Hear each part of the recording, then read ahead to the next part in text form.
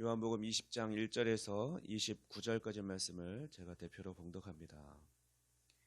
안식 후 첫날 일찍이 아직 어두울 때 막달라 마리아가 무덤에 와서 돌이 무덤에서 옮겨진 것을 보고 시몬 베드로와 예수께서 사랑하시던 그 다른 제자에게 달려가서 말하되 사람들이 주님을 무덤에서 가져다가 어디 두었는지 우리가 알지 못하겠다 하니 베드로와 그 다른 제자가 나가서 무덤으로 갈새 둘이 같이 다름질을 하더니 그 다른 제자가 베드로보다 더 빨리 달려가서 먼저 무덤에 이르러 구부려 세마포 놓인 것을 보았으나 들어가지는 아니하였더니 시몬 베드로는 따라와서 무덤에 들어가 보니 세마포가 놓였고 또 머리를 쌌던 수건은 세마포와 함께 놓이지 않고 딴 곳에 쌌던 대로 놓여 있더라.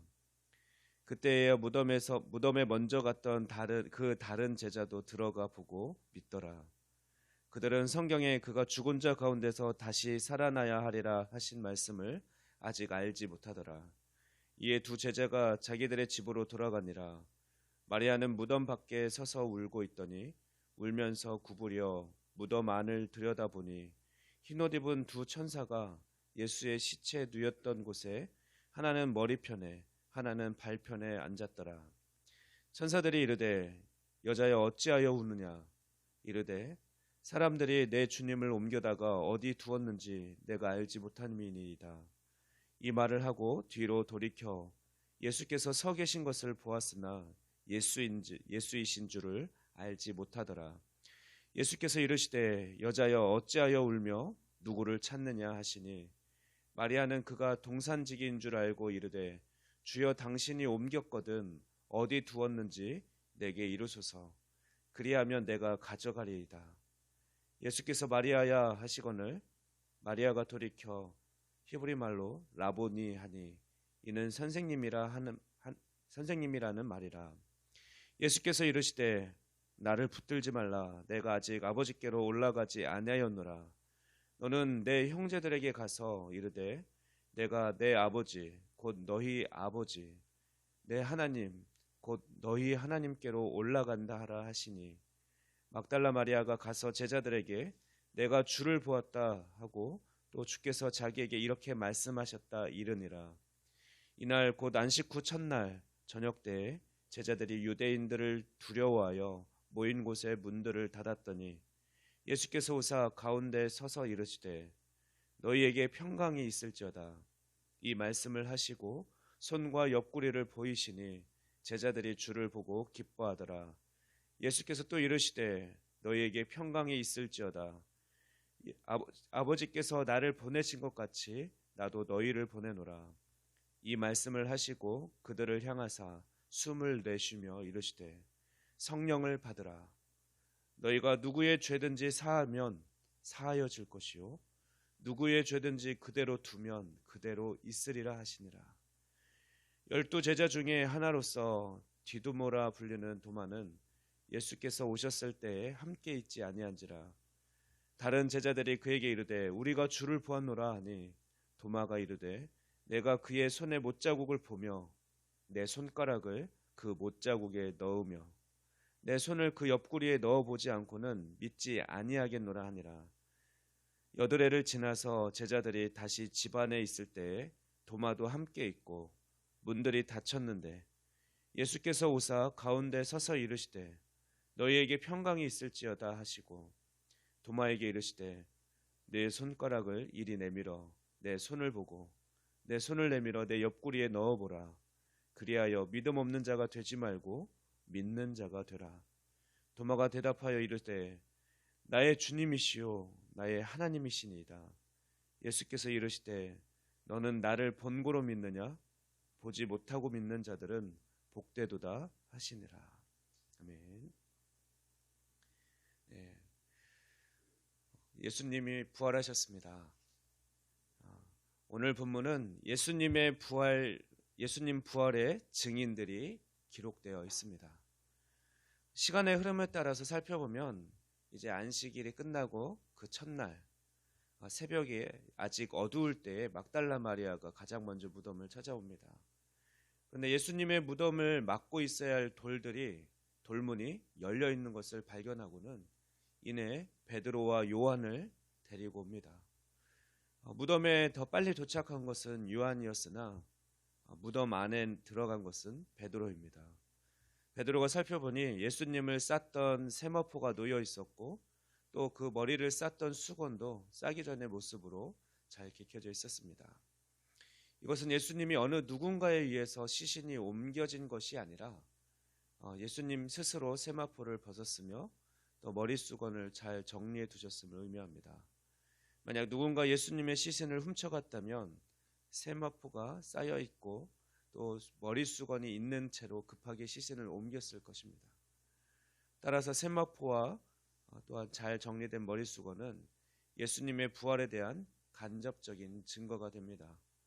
그리고 직접적인 증인은 바로 그 무덤을 살펴본 베드로와 요한입니다. 증인이 2명 이상이므로 법적으로도 인정받을 수 있습니다. 그러나 베드로와 요한은 아직 빈 무덤에 대한 그런 증인은 되지만 예수님의 부활에 대한 증인은 되지 못했습니다.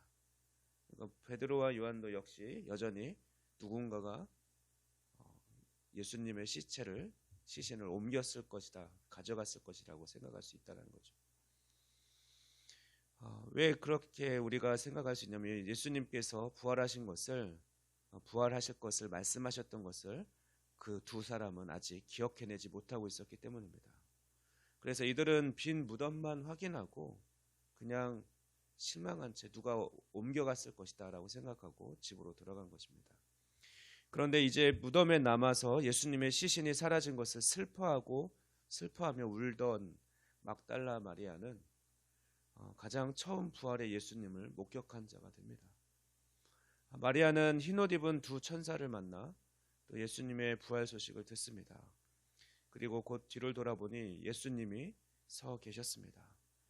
처음에는 어둑하니 어떤 사람이 뒤에 서 있는 것이 바로 동산지기인 줄 알았지만 양은 목자의 음성을 알아듣듯이 마리아는 자신의 이름을 부르는 그때에 예수님의 음성인 줄 알아차리고 뒤를 돌아봅니다. 부활의 예수님을 목격한 마리아는 또 제자들에게 가서 또 이 기쁜 소식을 또 예수님께서 전하라고 한 예수님 부활 소식을 전합니다. 그러나 제자들은 두려움 가운데 있었습니다. 예수님께서는 저녁이 되어서야 제자들에게 나타나셨고 예수님은 제자들이 부활의 증인이 되도록 손과 옆구리를 보여주십니다. 그러자 제자들은 예수님이 부활하신 것을 그제야 믿고 기뻐합니다. 그러나 그 자리에 늦게 도착한 도마는 예수님의 손의 못자국과 옆구리 창자국에 자신의 손을 직접 넣어보기 전에는 믿을 수 없다라고 말합니다. 그리고 예수님은 부활한 지 8일째가 되는 날 예수님은 도마에게 또 직접 그 예수님 손의 못자국과 옆구리 창자국에 손을 넣어보게 하십니다. 그러자 도마는 그제야 예수님이 부활하셨음을 믿고 또 예수님께서 하나님이심을 그렇게 고백합니다. 이제 말씀을 정리합니다. 우리는 오늘 본문을 통해서 예수님 부활의 증거와 또 증인들을 살펴보았습니다. 증인들을 만난 것이죠. 막달라 마리아 그리고 10명의 제자 그리고 마지막으로 의심 많은 도마를 통해서 우리는 분명하게 예수님 부활을 믿게 됩니다. 우리는 예수님을 직접 보지는 않았지만 예수님의 부활을 믿습니다. 그러므로 예수님의 부활을 믿는 우리도 바로 예수님의 부활의 증인입니다. 예수님은 도마에게 예수님을 직접 보지 못하고 믿는 자들은 복되다라고 말씀하셨습니다. 그러므로 우리는 복된 자들입니다. 예수님의 부활 소식을 믿고 기뻐함으로 이렇게 부활 주일 새벽에 나와서 예배하는 우리들은 복된 자들입니다. 우리 남은 인생을 예수님 부활의 증인으로 기쁘게 살아가는 저와 여러분이 되기를 소망합니다. 기도하겠습니다. 6월절 어린 양으로 우리 죄를 담당해 죽으시고 부활의 천년배가 되신 예수님을 찬양합니다. 우리에게 예수님 부활의 증인들을 세워주시고 우리가 그들의 목격과 또 그들의 고백을 통해 우리도 예수님 부활을 확신하게 하시니 감사합니다. 보지 않고 믿는 자는 복되다 말씀하신 주님, 우리를 예수님 부활의 증인 삼아 주셔서 우리의 삶을 복되게 하시니 감사합니다.